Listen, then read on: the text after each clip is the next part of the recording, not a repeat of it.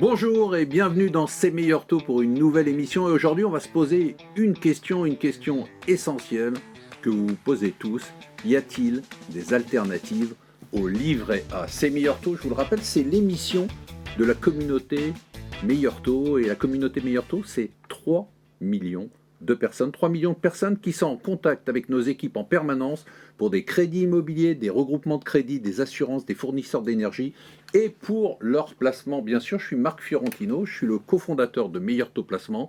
Cette émission, nous l'avons conçue pour vous, elle n'a qu'un objectif, vous permettre de reprendre le contrôle de votre argent grâce aux tuyaux des meilleurs experts du groupe. Pour cette nouvelle émission, j'ai donc le grand plaisir d'accueillir 4 de nos meilleurs experts. Alors n'essayez même pas, hein. J'ai essayé, c'est pas la peine, laissez tomber. Vous ne pouvez pas lui échapper, c'est une star. Impossible d'ouvrir le Parisien ou un autre quotidien, de regarder le JT de TF1 ou de France 2, Guilly, j'ai tout essayé, hein, sans l'avoir. Qui dit immobilier dit Maël Bernier. Pas mal ça, Bah comme bien, slogan. c'est Gulli, hein, pas Guilly. Hein, Non, mais mais, Guilly. Ouais, mais pour les enfants, c'est Guilly. c'est Gulli, c'est Gulli. Vous êtes le porte-parole de Meilleurs Taux. C'est ça. Vous êtes partout. Oui, bah, je vous travaille. Stéphane de Kellen, ça va, je l'ai bien dit là. Parfait. Et le directeur général de Meilleurs Taux Placement, il a le placement qu'il vous faut quand il vous faut. Et en cette période particulièrement agitée, c'est essentiel. Bonjour Stéphane, vous êtes en forme? Bonjour Marc, en pleine forme. Plein de tuyaux, plein de choses à nous dire. Plein de choses. Il y a des alternatives au livret A? Il y en a plein. Éric Giraud est le président de Meilleurs Taux Placement. C'est un des pionniers de l'épargne en ligne et il nous éclaire régulièrement dans des webinaires remarqués et remarquables sur sa vision du placement. Bonjour Éric. Bonjour Marc. En forme? Pleine forme.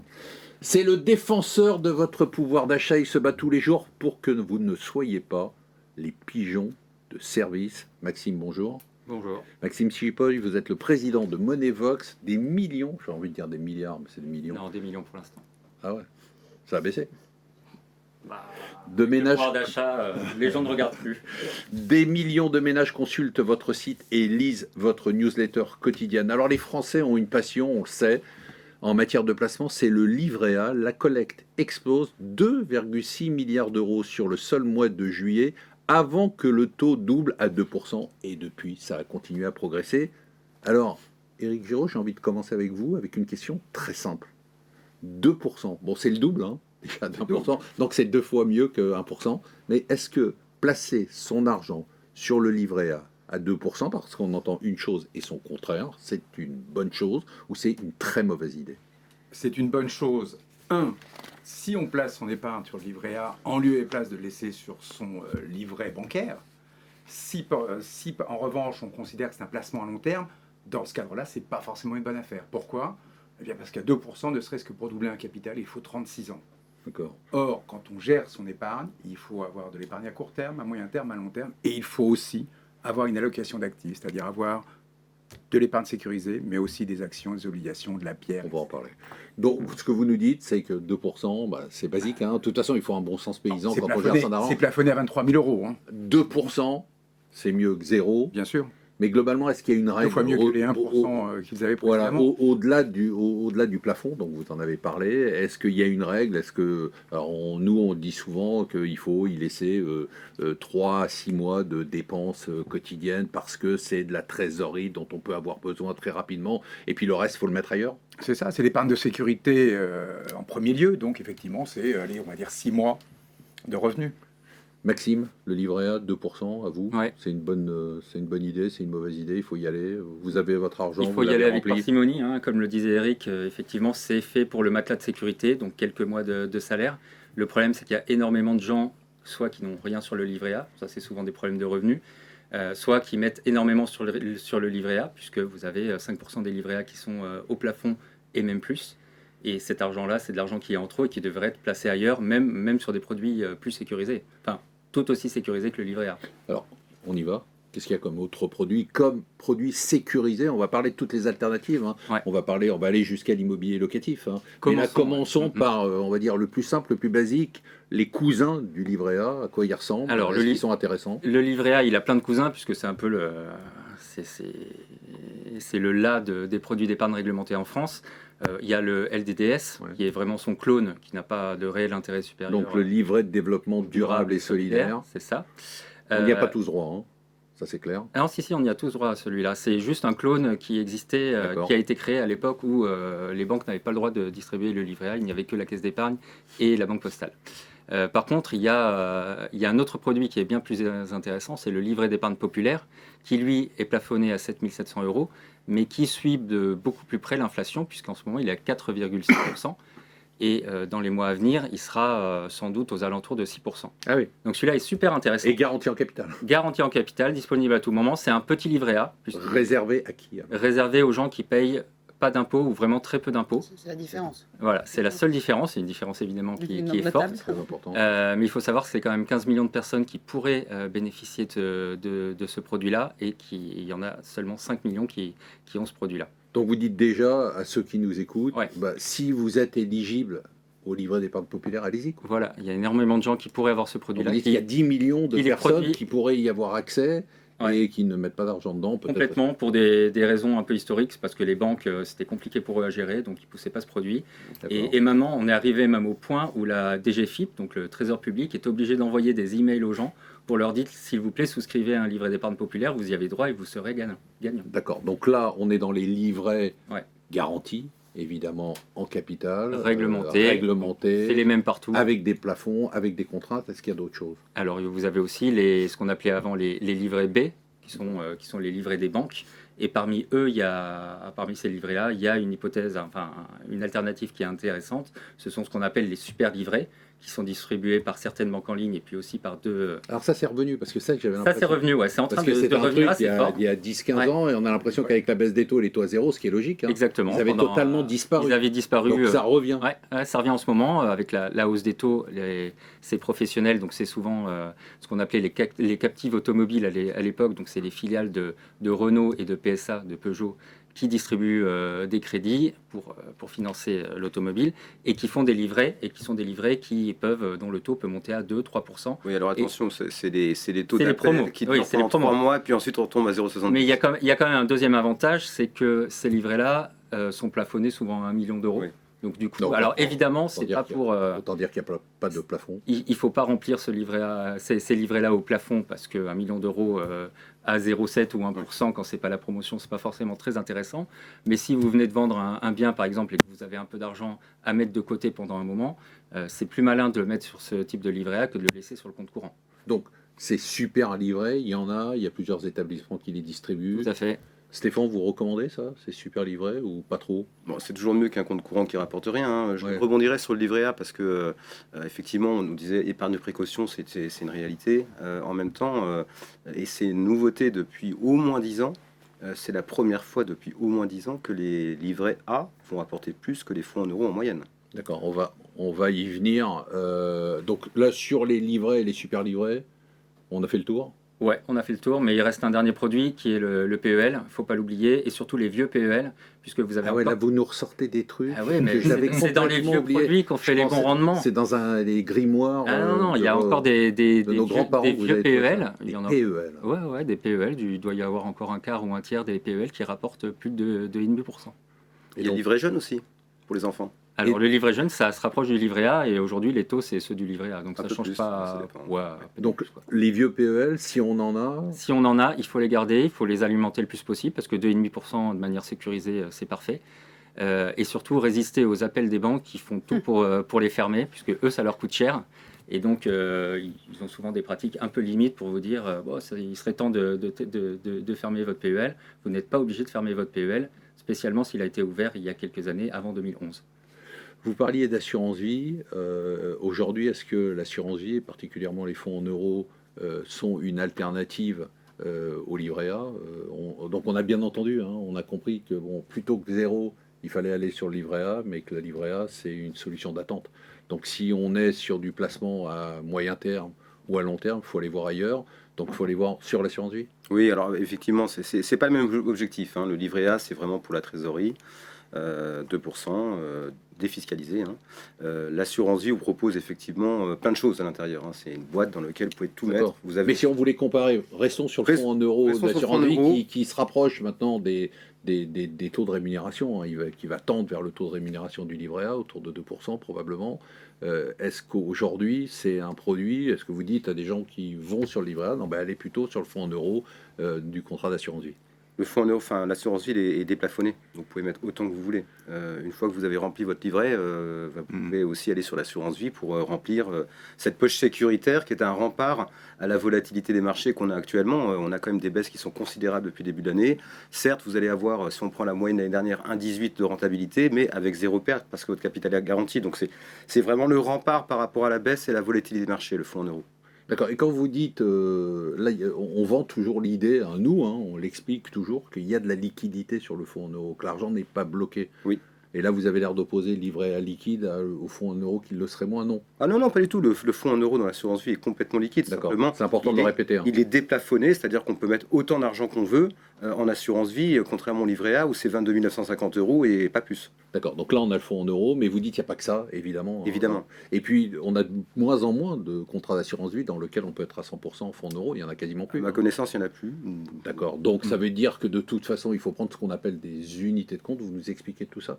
Alors, une unité de compte, c'est un placement alternatif au fonds en euros dans lequel vous allez pouvoir investir sur des classes d'actifs différentes. Donc, par exemple, les actions, les obligations, l'immobilier, puisqu'il y a l'immobilier papier. Donc, vous pouvez construire une gestion de portefeuille très diversifiée dans l'assurance vie.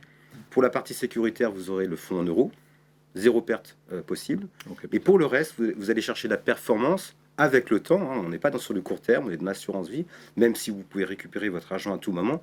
Dès qu'on est sur des placements type action, il faut donner du temps au temps. Donc, on va pouvoir aller chercher de la surperformance en prenant plus de risques, mais dans le cadre fiscal de l'assurance vie. Là, vous avez un conseil, c'est-à-dire que vous dites quoi? Vous dites, on parlait tout à l'heure du livret A, vous dites on laisse quelques mois de dépenses, et là, sur l'assurance vie, il y a une petite règle, il y a un moyen de se dire, tiens, c'est X années ou X% de mon patrimoine? Alors, vous pouvez récupérer votre argent quand vous voulez. Ça, c'est le principe. 2, si vous voulez optimiser la fiscalité du contrat d'assurance vie, il faut aller jusqu'à 8 ans. Une fois que ça c'est dit, lorsque vous avez affaire à un professionnel qui va vous conseiller, il va déterminer votre profil de risque. Est-ce que vous êtes plutôt défensif, équilibré, dynamique? À partir de cette définition, on va construire un portefeuille qui va correspondre à votre aversion au risque ou pas. Et nous, ce qu'on conseille de la plupart du temps, c'est de faire appel à des professionnels qui vont gérer le portefeuille pour le compte de notre client. Le client n'est pas forcément un professionnel averti, il n'a pas les moyens de se renseigner pour savoir quand vendre, quand acheter. On confie cette gestion à des professionnels. Et l'autre conseil que vous donnez souvent, Maxime, c'est aussi de faire attention aux frais sur les contrats d'assurance vie. Ouais, et on s'aperçoit souvent que c'est les produits les plus chargés qui sont les plus populaires. Malheureusement, aujourd'hui... vous insistez beaucoup là-dessus dans Moneyvox, vous pouvez en reparler. C'est presque mon cheval de bataille numéro 1. Aujourd'hui, les Français sont équipés de vieux contrats bancaires qu'on leur a vendus dans leur banque du coin, qui sont souvent des... On continue à leur vendre. On continue à leur vendre, oui. C'est toujours les années passent et c'est toujours dans le top 100 des contrats les plus garnis par les Français. Vous avez 98 contrats qui sont des contrats de votre banque du coin. Mais c'est incroyable. Non, mais là, on est dans une émission de tuyaux pour donner des conseils. En termes de perte de pouvoir d'achat, c'est monstrueux. On avait fait le calcul il y a quelques années. C'était, ne serait-ce qu'en frais sur versement, c'était, je crois, 3,5 milliards d'euros qui étaient perdus chaque année par les Français. Et encore, on avait pris des hypothèses très conservatrices, donc mais pourquoi prudentes. Pourquoi les gens qui nous écoutent et qui nous regardent continuent à mettre de l'argent dans des produits avec des frais d'entrée, alors qu'il y a des produits exactement similaires, c'est-à-dire qu'il n'y a aucune différence, c'est ça qu'il faut expliquer, il n'y a pas des produits low cost. La différence, c'est que c'est moins cher et que c'est plus performant, mais dans les contrats alternatifs. Non, en fait, le truc, c'est que les banquiers passent avant. Dès que vous prenez rendez-vous chez votre banquier, il va vous refiler un contrat d'assurance vie, et une fois que vous êtes équipé, vous vous dites, j'ai un contrat, j'en ai pas besoin d'autre. En fait, la réalité, c'est que déjà, vous pouvez ouvrir autant de contrats d'assurance vie que vous voulez, d'une part, et d'autre part, je ne sais plus où j'en étais. Un mauvais contrat peut se racheter. Un contrat peut se racheter et puis vous pouvez arrêter de l'alimenter et vous serez largement gagnant. Vous vouliez dire quelque chose? Non, mais le banquier, il a le client en face de lui, il l'a tout le temps. Les Français sont complètement captifs de leur banquier. C'est vraiment mais c'est majoritairement le client qui octroie le crédit, donc c'est aussi une monnaie d'échange. Tout est monnaie d'échange. Oui, et le banquier, il a le client en face de lui. Toi, je comprends, mais dans un monde où on sent très bien que les gens font du zapping pour passer d'un fournisseur à l'autre, pour essayer de gratter mais en fait, 3 euros, 5 euros, 10 euros, là on se dit 3 3% de perdus. 3% de perdus contre 0. Mais c'est monstrueux. Mais c'est aussi que les banquiers n'expliquent pas le fonctionnement des produits et n'expliquent pas les frais qui sont payés. L'AMF fait régulièrement des enquêtes de terrain. Une fois sur 4 seulement, on présente les frais. Donc les 3 quarts des gens ne sont même pas au courant qu'ils payent des frais à chaque fois qu'ils mettent de l'argent sur leur contrat d'assurance vie. Et donc, malgré l'émergence d'Internet, des comparateurs, des contrats dits low cost, on constate que les parts de marché des banques, la part de marché des banques aujourd'hui dans le domaine de l'épargne est pratiquement la même que celle qu'elles avaient il y a 20 ans. Ça n'a pas bougé. Ils ont toujours 65-70% des parts de marché. Donc il y a du boulot pour vous. Il y a énormément de boulot. Et quand bien même il y aurait des frais, que ce serait cher, à la limite, tout s'explique. Quand c'est cher et que c'est de qualité, c'est normal. Là, en l'occurrence, lorsqu'on voit les contrats bancaires, c'est que c'est cher, mais c'est de mauvaise qualité. Ils sont systématiquement classés dans les derniers dans les sondages, donc, enfin les études. Donc on a vu livret, les livrets proches du livret A, les super livrets, l'assurance vie, fonds en euros, unité de compte. Maintenant le PER, incontournable, surtout que maintenant on se rapproche, on est en octobre, on se rapproche de la fin de l'année. Alors c'est vrai qu'on raisonne souvent en PER avec le PER. Défiscalisation. Quand même. Mais oui, non, c'est vrai. Même si maintenant l'objet est vraiment ciblé retraite et c'est un produit qui s'achète toute l'année. Pour autant, c'est un produit quand même. Je vous arrête 2 secondes. C'est un produit quand même d'optimisation fiscale, puisqu'on va verser de l'argent à partir d'une fiscalité qui sera a priori supérieure à celle qu'on aura quand on va le sortir. Parce qu'on joue sur le différentiel de taux d'imposition, c'est ça? Tout à fait. L'intérêt d'abord, ça ressemble à quoi? Ça ressemble à un contrat d'assurance vie. Ça a le mérite d'être simple, lisible par rapport à tous les produits d'épargne retraite qui existaient auparavant, c'est-à-dire les contrats Madelin, tout ça on oublie. On oublie. Les tests il fallait être soit profession libérale, incompréhensible. C'était incompréhensible pour l'épargnant. Aujourd'hui, il y a un seul, on va dire, type de contrat, c'est le plan d'épargne retraite, qui offre l'avantage donc de cette lisibilité, de cette d'abord une sortie en capital au terme et bien entendu à l'entrée d'un avantage fiscal massif, puisqu'effectivement on bénéficie d'une réduction d'impôt, d'accord, du montant investi. Alors dans la limite des plafonds déterminés par l'administration fiscale et qu'on trouve, on le rappelle, sur son avis d'imposition, sur son avis d'imposition. Et dans ce cadre-là, donc on peut défiscaliser. Alors bien entendu, plus on est imposé, plus l'impact est important, si on est à 45, 41, mais c'est encore intéressant, même à 30. Donc il ne faut surtout pas hésiter effectivement à souscrire un PER. L'épargne, contrairement à l'assurance vie, est bloquée, sauf des cas particuliers, comme l'achat de la résidence principale, auquel cas on peut sortir, ou bien les cas d'accident de la vie. Mais sans quoi, c'est une épargne destinée à la retraite. Et là encore, on peut la faire fructifier, cette épargne, de la même manière qu'en assurance vie, au travers d'un fonds en euros, au travers de supports. C'est les mêmes règles, les mêmes approches, les mêmes profils. Vous parliez des profils tout à l'heure, là aussi on détermine. C'est pareil. D'ailleurs, c'est quoi le match en fait entre, si je vous mettais les deux l'un contre l'autre, et vous êtes monsieur assurance vie, et vous je crois que l'élément majeur, c'est le blocage. D'accord. Oui. Alors, une grosse différence par rapport... Et l'élément important, l'élément majeur, c'est le blocage, et l'avantage majeur, c'est l'optimisation fiscale, qu'on n'a pas dans l'assurance vie. Il y a aussi un avantage fiscal à l'assurance vie, notamment successoral. Mais pas au moment du versement. Pas au moment du versement, et contrairement aux outils de retraite que nous avions avant le PER, la grande nouveauté, c'est que lorsque vous arrivez à la retraite, vous pouvez sortir... Avant, c'était tout en rente. Donc votre capital était ce qu'on appelait aliéné, c'est-à-dire que votre capital était perdu, c'était une rente. Là, vous pouvez choisir entre la rente... Ça a tout changé, ça. A tout changé. Et récupérer le capital. Ça faisait fuir les investisseurs. Ça cartonne. Oui, absolument. Ce que je disais tout à l'heure, c'est une lisibilité plus importante. Pourquoi? Parce qu'effectivement, au-delà de l'avantage fiscal, il y a cette capacité à sortir en capital. C'est-à-dire que ce n'est plus l'assureur qui décide ce qui est bon pour l'épargnant, mais c'est l'épargnant qui, au terme, décide pour lui. Maëlle, si on vous a fait venir, c'est pour parler d'immobilier. Je suis désolé, je sais que vous maîtrisez parfaitement tout ça, les PER, les livrets A. Moins bien que ces messieurs. On a un petit quiz à vous poser à la fin de l'émission. Mais comme on sait que vous êtes la grande prêtresse de l'immobilier en France, est-ce que l'immobilier locatif, c'est une alternative au livret A? En fait, ce qu'on a dit dans cette émission, c'est qu'il faut un peu de tout. Il faut un petit livret A pour la trésor rapide. Il faut réfléchir à son investissement sur du long terme, l'assurance vie et le PER. Et je pense que l'immobilier, c'est un peu le troisième pilier. Il ne faut pas tout mettre en immobilier. Alors, les Français adorent ça. Beaucoup de Français mettent que de l'immobilier. C'est pour ça qu'ils vous adorent. C'est un côté très rassurant. On parle effectivement beaucoup d'immobilier.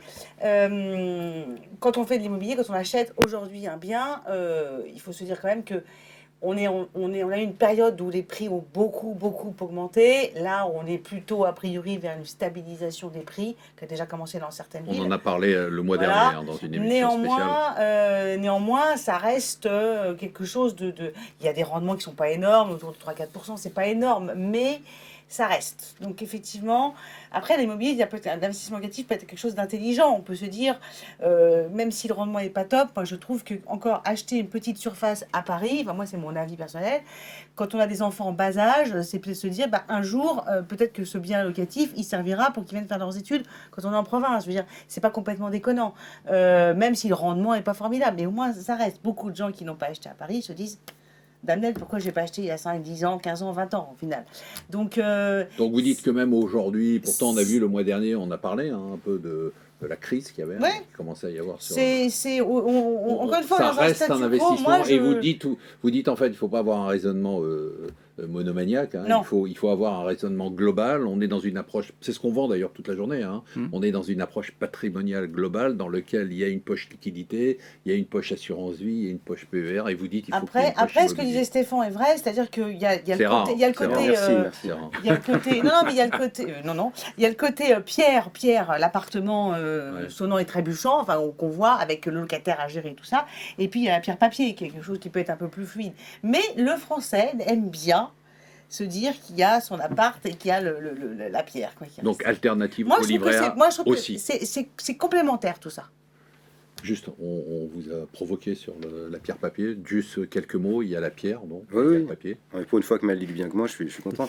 Il y a la pierre papier qui est une alternative à la pierre physique, puisque lorsque vous faites un investissement locatif, vous allez devoir d'abord acheter en entier un bien, donc une somme importante. Vous allez devoir emprunter si vous pouvez. Aujourd'hui, c'est plus compliqué. Et puis, vous allez devoir gérer tout ce qu'il y a derrière, c'est-à-dire le locataire, les travaux, l'entretien, etc.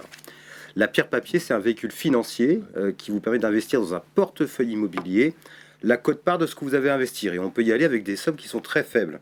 Vous pouvez investir en cash, vous pouvez investir en crédit, et vous pouvez investir dans quelque chose qui est très diversifié, puisque au travers d'une SCPI, puisqu'on parle d'une SCPI ou d'une SC, une société civile, vous allez pouvoir investir dans une centaine de biens différents, et vous aurez un revenu à quote-part de votre investissement. Ceux qui veulent creuser le sujet, je rappelle qu'on en a parlé dans l'émission précédente, tout à fait, spéciale immobilier. Donc immobilier locatif, vous confirmez, alternative, ou peut-être pas une alternative, complément au livret A. C'est très complémentaire. Et le livret A, c'est un outil effectivement de précaution avec capitalisation.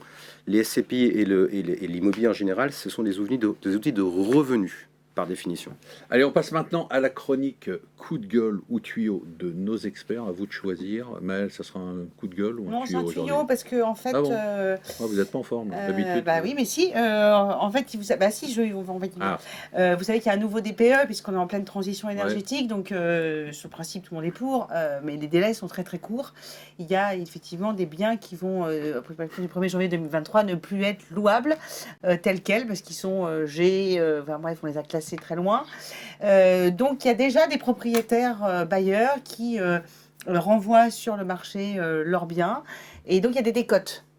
Donc, si vous avez un peu de cash, un peu d'argent ou que vous êtes éligible à un crédit, ça peut valoir le coup d'acheter justement cette fameuse petite surface, cette petite passoire, faire des travaux, chacun sa passoire derrière. Ben oui, mais vous achetez en général, quand on considère que c'est 1 000 € du mètre carré les travaux, vous voyez, vous faites les calculs, ça peut permettre d'acheter, de refaire quelque chose et de voilà. Mais il y a on voit comment ça voir arriver des affaires sur le marché comme ça. Le mot d'ordre de Maëlle, à chacun sa passoire. Donc. Une passoire peut être un très bon investissement. Stéphane, coup de gueule ou tuyau ? Un coup de gueule. Moi en octobre, je balance. J'ai des chiffres. On parlait tout à l'heure des contrats d'assurance. Et des noms, vous avez des noms aussi ? Non, les noms, vous les trouverez tout seuls. Il y a un quart seulement de la collecte en assurance vie en 2021 qui a été réalisée sur 10 contrats. 10 contrats seulement d'assurance vie. Tous ces 10 contrats, tous sans exception, ce sont des contrats bancaires. Okay. D'accord ? Ça a généré plus d'1 milliard d'euros de frais d'entrée. 1 milliard d'euros qui ont été pris aux clients et ils n'en verront pas la couleur. Exactement. Il y a par ailleurs, pardon ? Sans performance actuelle. Sans performance, et si on regarde le classement, il y a un journal, c'est un très bon journal qui s'appelle Me Vivre Votre Argent qui classe les contrats d'assurance vie. Eh bien, tous ces contrats sont plutôt dans le bas du tableau. Le meilleur sur plus de 100 contrats se classe 46e, et le moins bon se classe 120e. Il fait du Maxime, là. Ouais, mais c'est pas grave, on n'est pas, C'est la on n'est pas trop, on n'est C'est pas la trop, muse. ça me va. Eric, Eh ben, coup j'ai de la gueule ou solution. tuyau? C'est plutôt tuyau, puisqu'effectivement le coup de gueule est sur les contrats d'assurance vie bancaire, et puisque la loi Pacte ne permet pas de les transférer, c'est-à-dire qu'on ne peut pas prendre un mauvais contrat de telle banque pour le mettre Autre sur scandale. un bon contrat, ce qui est aussi un scandale, parce qu'il y avait quand même théoriquement une possibilité. Et bien, puisque ce n'est pas possible pour l'assurance vie, c'est possible pour l'épargne retraite, puisqu'encore une fois, le PER permet d'accueillir tous vos anciens contrats d'épargne retraite, afin d'éviter cette sortie en rente et de sortir en capital. Et afin d'avoir non plus une épargne morcelée sur 10 contrats à l'extérieur, mais un contrat d'épargne retraite dans lequel vous avez une lisibilité totale. Donc il y a le Donc, problème transférer. et il y a la solution. Voilà. Partielle, puisque c'est la solution Vous êtes très uniquement sur l'épargne complémentaires en fait, retraite. les deux là. On fait un couple N'hésitez formidable. pas à transférer les contrats d'épargne retraite. Maxime, j'ai même pas envie de demander si c'est un coup de gueule ou un tuyau. Je suis sûr Ah non, que c'est un coup de gueule. non, c'est un tuyau. Ah mince. En fait, Heureusement que j'ai pas parié. ouais, bah heureusement, dommage pour moi, mais non, en fait, j'en remets une couche. Désolé sur le livret d'épargne populaire, Non, non, qui, allez-y. je pense, est un vrai combat à mener. Quand vous avez les 2 tiers des gens qui n'ont pas ce produit-là et que ce produit est le seul qui vous protège de l'inflation, et vous allez voir même qu'en 2023, il y aura un moment où le livret d'épargne populaire va rapporter plus que l'inflation, puisqu'il y a toujours Ouais, un bien effet sûr, de un traîne. effet de latence. Non, c'est vraiment inciter tous les spectateurs à se poser la question, est-ce que je suis éligible à ce produit? Et si oui, à absolument le souscrire et le remplir, vider son livret A pour remplir le livret d'épargne populaire. Ça sera le mot de la fin. Je vous remercie de nous avoir suivis. Je vous rappelle que vous pouvez voir et revoir toutes les émissions C'est meilleurs taux sur notre chaîne YouTube. On se retrouve le mois prochain pour de nouvelles aventures. N'oubliez pas surtout, reprenez le pouvoir sur votre argent.